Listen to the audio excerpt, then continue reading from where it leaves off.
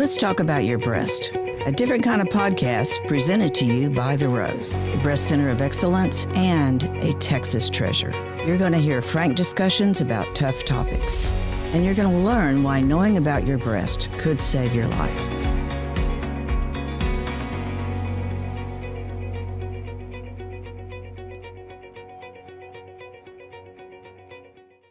Thank you so much, Chantel, for being with us today. And I can't wait to talk about all the things that you've learned and that you've done. But we're just delighted to have you here. I'm happy to be here. Good. Thank you for having me. Of course. So just tell us a little bit about your background, family, where you're from, those kind of things. Yes, so it's always a tricky question to answer because I am a military brat. And both of my parents are actually from an island in the Caribbean. They're from an island called Dominica. So that has a lot of influence naturally, given that both of my parents are not from the United States. And then my mom was in the Navy, so we moved around a lot. So whenever I get asked, like, well, where are you from? I'm like, well, it's a long story. I claim Florida because that is where we were last. And we spent the most time there. But I was born in California. We moved to Hawaii for a few years. I was in Italy for elementary school. And we eventually got to Florida. So we were very, very fortunate where we had all vacation destinations. So that was a plus. Oh, yes. Like we weren't in these obscure small towns. But we did move around a decent amount. But like I said, we landed in Florida. My mom retired near Destin, which is in the Panhandle of Florida. So I essentially grew up in a beach town, which was nice. And then went to school in Tallahassee, Florida. So it was about 3 hours away at Florida State. And once I graduated, I actually ended up getting a job right before I graduated, like almost a year before. So I was offered a job in Tallahassee in logistics. So I said, all right, I guess I'm staying. I'm not moving from Tallahassee because my degree was in logistics and finance. And so I said, wow, not many people get to do what they went to school for. Right. I'm going to take this opportunity. It just happened to still be in Tallahassee. So I stayed in Tallahassee for a while, met my husband eventually in Tallahassee. And then I moved to Houston years later because, well, my husband is from a small town. He's from Atlantic City, but he has lived in large cities and he had no desire to stay in Tallahassee. Oh, my goodness. So when we met, he had lived in Houston previously. And so he was like, so just so you know, as soon as we met, he's like, I do not plan to stay in Tallahassee. Like, I'm here right now, but this is not the long-term plan. I was like, that's fine. I want to move too. And I gave him my list of places that I wanted to move to. Texas was not on the list. And he was like, well, what do you think about Houston? And all I couldn't think of Houston, but I was thinking Texas. And I knew nothing about Texas other than what you see on TV. And I could not process. It's like, I don't see myself in Texas. Something about this just doesn't add up. And he's like, well, you just have to give it a shot. And I was like, yeah, I was very apprehensive. And at some point, I remember he said, oh, I have a surprise for you. And I was excited, like, oh, okay, I love surprises. He's like, oh, I got us concert tickets to the Jay-Z and Beyonce concert that's on tour when she was performing in these arenas. I was like, oh, that's great. And I'm assuming because we were in Florida and we're in Tallahassee, most of the time when you want to go to a concert, you have to go to Atlanta or Tampa or Miami. Like you have to go to a large city that's close by. And so I just assumed that that's where we were going. No. He had other plans. So you wound up in Houston. Because he surprised me with these tickets. That's a great That's in story. Houston. Yes. And so we came to Houston and he started looking around. He's like, well, let's just go see what houses look like. Needless to say, a few months later, we moved to Houston. Yes. So that is how I ended up here. And that was about 10 years ago now. So you've had a long history, a very prestigious history with lots of international, national companies, but you've started your own. Yeah, so that's I actually didn't start it. So my husband and I actually purchased the AFP Group, from a family here in Houston. So I started my career out in logistics. So like I said, I was a logistics and finance major in school. And so I was doing the logistics track for a while. And it just so happened that my husband is a financial advisor. He was in it before I was. And I got to a crossroads in my life at one point and was trying to figure out, like, what is my next move going to be career-wise? Because I just wasn't feeling as fulfilled anymore. And I couldn't figure out which direction I wanted to go. And I'd gone to an event of his, and the advisors, there was a panel of financial advisors speaking, and they started talking about how impactful the job was. And it spoke to me almost immediately. It was almost like a switch went off, because I was at this crossroads in my life where I'm trying to figure out, like, what do I want to do that can leave an impact on this world, that has a greater influence? And then I end up going to this function, and I hear people talking about how much of an impact their career has on the lives of other people. And I just knew at that point, like, oh, you know what? I need to switch career paths. And so I became a financial advisor at that point. And a few years later, my husband and I got the opportunity to purchase the AFP Group. We were both working for a large company previously, a large broker-dealer, and then we were approached to purchase the AFP Group. And the AFP Group, so it stands for the Associates in Financial Planning, and it is actually one of the first financial planning firms in Houston. So it's over 50 years old. Yeah, so it's been around for a long time. So we're just carrying the legacy on. Right, we did not not invent this wheel, but it's been through 3 generations. And Gil Baker, who was the previous owner, he was ready to retire.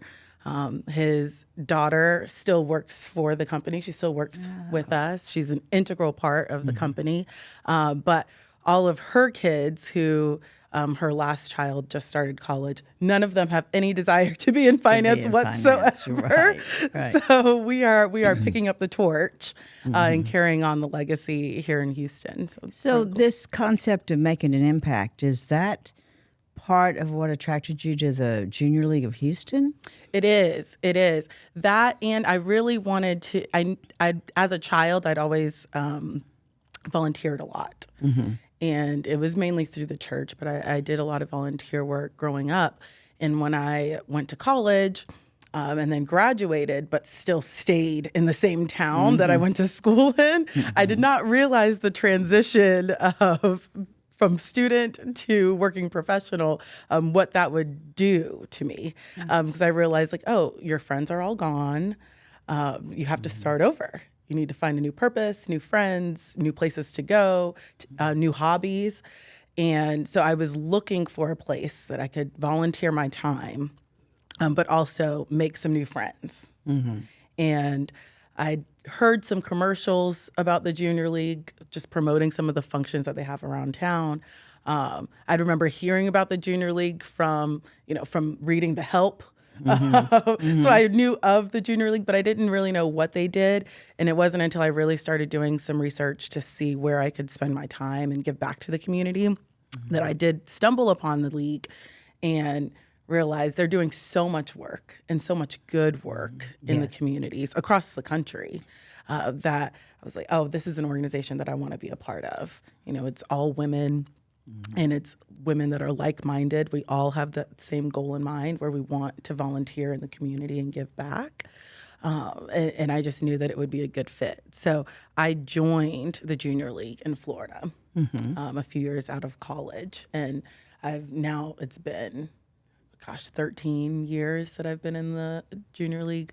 And so when I moved, I just transferred to the Houston. To the Houston area. Yeah, to the Houston League. So you are the outside board representative for the Rose, which is a program the Junior League has had for many years, or is this a fairly new one? It's been around for a few years now.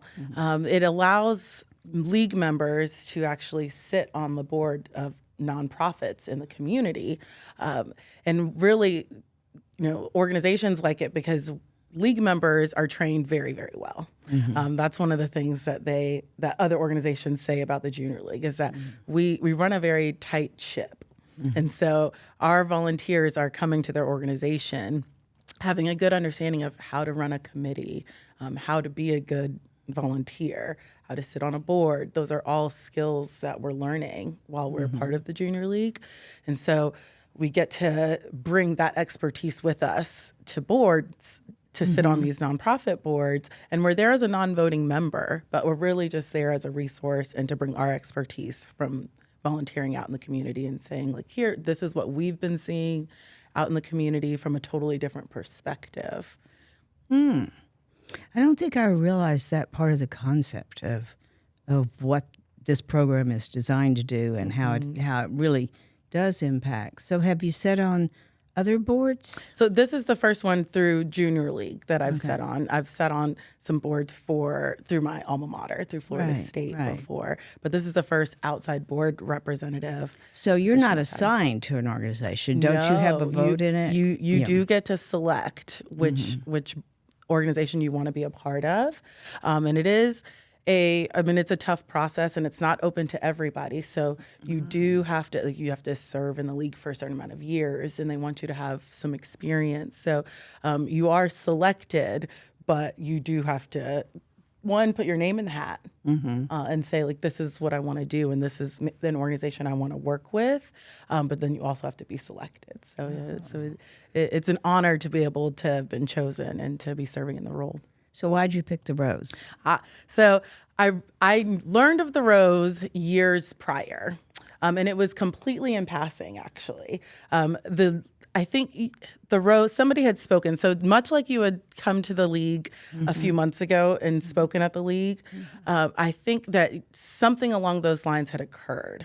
And we were at a meeting with one of my best friends who's also in the league, and the Rose came up. And she just casually said, "Oh, I know them.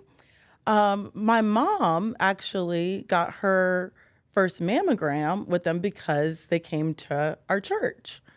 And I was like, "Oh, that's interesting. Wow, okay." And I didn't put too much more thought into it after that, but I thought that's really cool.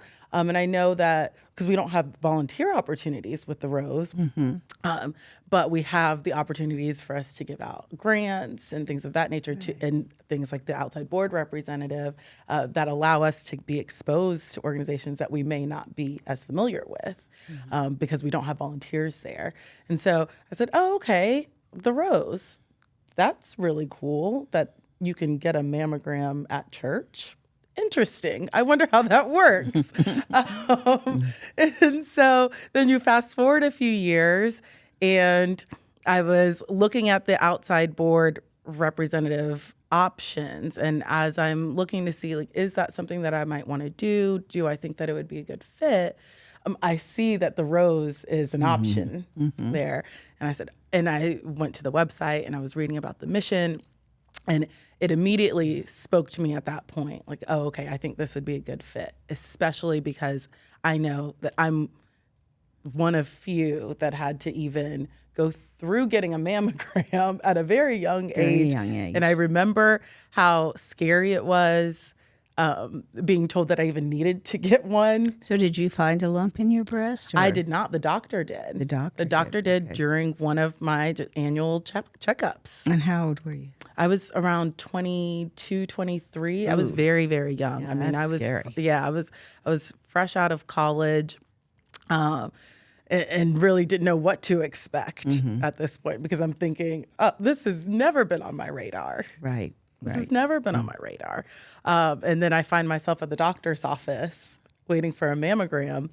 And as I sat in this room, and I'm the youngest person in there by far, waiting, and I just couldn't believe, I was stunned that I was even in that situation. And because you don't know, I don't know if it's something to be concerned about or it could be nothing. And the doctor tells you that, it could be absolutely nothing, but it could also be something, so you can't delay. Right. And it was such a process. Did you have an ultrasound also? I did not have the ultrasound. You had the mammogram. It was just the mammogram. It was just the mammogram. It was, and when I say it was a process in terms of getting the mammogram like approved. So I remember my insurance at the time, they did not want to cover it because I'm so young. So it wasn't deemed necessary. And so that was a fight. And then once it was approved, I still had to pay a significant amount out of pocket, and it was thousands of dollars. And again, I was fresh out of college. So I'm like, what? What do you mean I have to pay thousands of dollars for this? I could easily see someone without the resources saying, you know what? It'll be fine. Take my chance. Right. Yeah. I'll wait till But this is a serious. story, Chantel, that we really hear all the time. And it's one of the inequities Absolutely. of every young woman facing the possibility of breast cancer. They're going to have to pay a whole bunch of money, and they're going to have to go through a big hassle getting their doctor to order it, convincing perhaps the doctor that you need it. That happens all the time. But it's just, it's really concerning to us because we diagnose something like 40% of all of the women that we diagnose are under 50, and 20% are under 40. And so, I mean, when you have women being diagnosed at 23, 24, you just know this whole system is wrong. Oh, yes. Once you extrapolate those numbers across the country, across the world, I mean, that's a lot of people who are falling through the cracks. That's a lot of people. It's a lot of people. And particularly being a black woman, you know, I maintain we should start screening at 30. At least. Because this whole, we know that it will happen earlier in the black women. We know that it will grow faster. We know that it's going to be biologically a different kind of cancer that's going to take a lot of extra chemo and treatment and all those things, even if you do survive.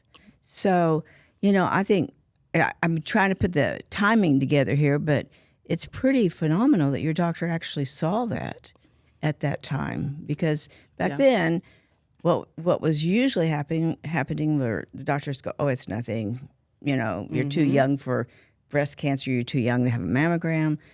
It's actually, you were very lucky. Yeah, I was very, very fortunate. And honestly, I mean, you fast forward a few years when I was here in Houston, I remember I did find another lump, and this was totally sad. The one that was from when I was in my early 20s was very small, and I don't know that I would have found it on my own. But I found a lump, you know, a few years ago, and I remember making the appointment to go in to see my OB/GYN and saying, like, I don't know if I should be concerned or not, but this just has like popped up out of nowhere. And I remember the doctor like being dismissive, despite the fact that I've had you know a previous history of it. But I guess because it was benign, you know, it's just not a concern.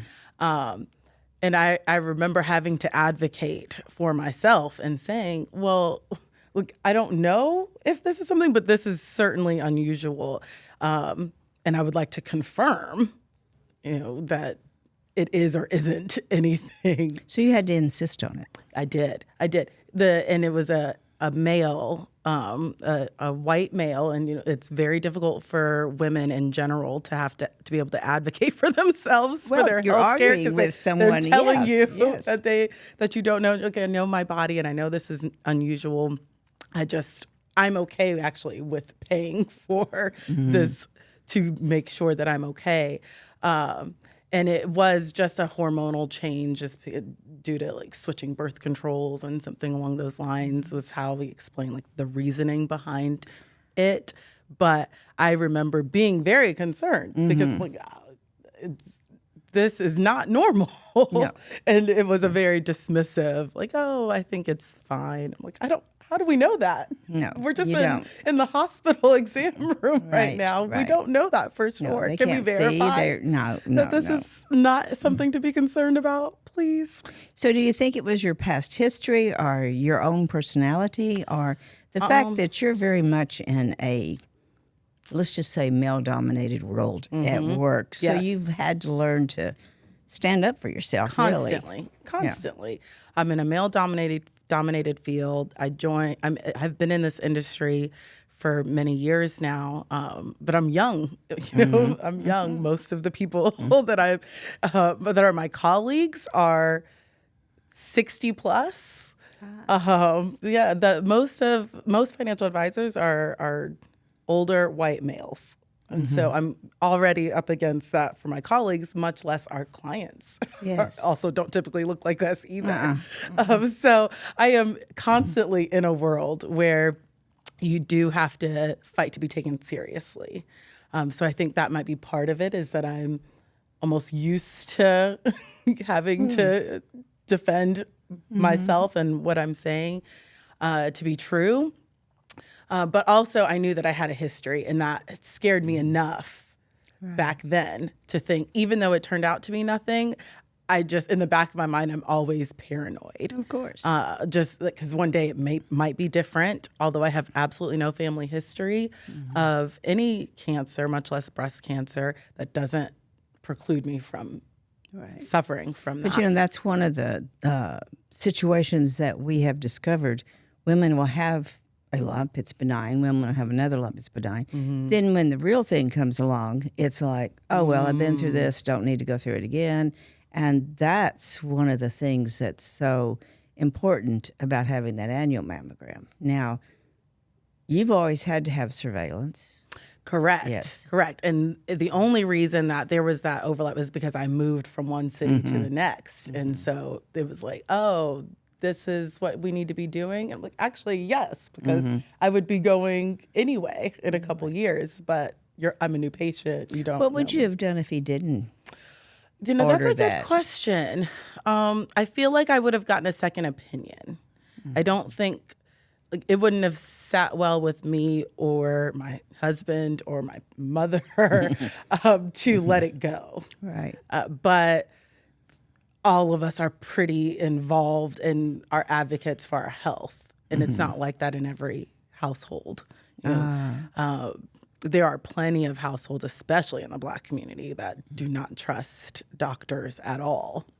Really, they don't trust any institution of any kind. No. And so they don't want to go to the doctor. So they're not looking for a reason to be seen, especially one that's going to cost them thousands of dollars out of pocket. So I can very much say that it's because of who my family is and how I grew up that allowed me to say, no, let's take this a step further and let me make sure that I stay on top of it. Education, I think, plays a big part in that. And we've just not done enough in all of the communities. No. All of the population. We have not. It was kind of funny because, of course, I've been doing this a long time. But it was like once we made those inroads with the white population, we were done. And then we discovered, oh, well, we need to address Hispanic. Oh, well, we need to. And I'm always surprised because we had the same issues with the white population initially. Oh, do I really need this? Why is it important? And it's in my mind, it comes down to being a woman. It comes down to, our risk is being a woman. And our fallacy, if that's the right word, is not realizing how much we are going to have to stand up for ourselves, insist on, advocate. I just think that's still very foreign to women. Absolutely. Absolutely. And if you don't have the resources or the knowledge to know that I need to stand up for myself in this situation, it's not going to happen. It's not going to happen. So when you think about underserved communities that aren't going to the doctor because they don't have insurance, they're most certainly not thinking, oh, I need to advocate for myself. Oh, no. Most of the time, they're working, more than one job and have a family to take care of. The last thing they're concerned about is their health. But they'll take care of the family. Their health, yes, absolutely. Yes, we're always the last ones to take care of ourselves, unfortunately. So go back to the junior league. Do you feel like your time as a member there has helped you even be stronger in that area? Without a doubt. I think my time with the Junior League has been amazing. Like, I am so grateful that I joined the organization when I did. It's been a major part of my life for a long time. I've been involved with it, for, like I said, for 13 years. So I feel like it has given me a lot of skill sets that I would not have otherwise found necessarily in the workplace, because they give you the freedom to figure some things out. Interesting. So one of the biggest, it's a volunteer organization, but especially in Houston, every year you have to volunteer somewhere. You have to do something and devote a certain amount of hours of your time to a purpose that you're giving back. And some of those roles are leadership roles. And so you get to learn skills that you may not have otherwise had. So there are plenty of people that say, well, I don't know anything about budgeting, but you can learn to be a treasurer within the league that you may not ever have that opportunity to learn about in your everyday life. So it provides so many leadership opportunities if you want them. I feel like I can't say enough positive things about what the league has to offer, in addition to I call it the icing on the cake, that you also get to meet your lifelong friends. I mean, my best friends I met through the league. So, and you're making an impact, and exactly, on the bigger part of it is that you're able to give back to the community. I mean, we do so much in the community, and with large organizations down to small organizations, we're able to make a difference. And I think it's great. Like, I love being able to work with women and children. That's what, and I've always been passionate about. So I'm glad that I get that opportunity to do that. I do it in my professional life. Right. I get to help people, but it is a completely different type of help that I get to offer through the league. So what have you learned since being with the Rose? This is like your second year? My second year. Second year of 3. I mean, it's a real commitment of time, and you're expected to come to all the meetings, and you're expected to be on a committee or of some kind. Yep. So what have you learned since you've been with us? Gosh, I feel like there's a few things that I've been able to learn just in terms of sitting on the board. The board that I've been on previously were not as large. And so just being able to sit on a board that is of a good size and to learn about the organization has been just monumental, to be able to bring that awareness just to my circle of friends and network. Or like when clients come and say like, oh, I just got diagnosed with breast cancer, and I can have at least a basic conversation about like what that is going to look like. That's something that I just never have been able to do before. Right. I feel like that being a part of the Rose has just given me, like, it's just opened the curtain to a whole nother world that I really was not a part of before. And being able to at least advocate for women, like, it wasn't top of mind to necessarily even tell somebody, you really should go and get your mammogram. Like, I think it's important now, as more and more of my friends are over 40, and I can tell them, with confidence, like, please take this seriously and go and get your checkups, because you don't understand what the statistics look like out there because it's not discussed. But we are at risk, and most of, at least my circle, we all have decent jobs. So it's not necessarily a monetary concern. It's purely I just didn't think that this was something that I needed to pay attention to. And I'm always busy, so I don't Awareness, make the time. Yes, and being too. But nothing has the influence like a friend. Exactly. So I think that's the other message that we want our listeners to hear. Yes, you can make a difference with your friends. Yep. Yeah, and I think that's one of the biggest things that being the outside board representative has done, is it's allowed me to be able to then project that message to my network of people about the importance of going to get your mammograms, and telling people that may not have access that actually you do. Right. You do have access. Right. Yeah. I think that's also important. Like, I was, when I went to my family practice doctor, a few months ago. I ended up needing to go and get x-rays done for something minor. And she hands me the sheet, and I see on there it's for x-rays and for mammograms, and the rose is on there. And I was so thrilled to see it.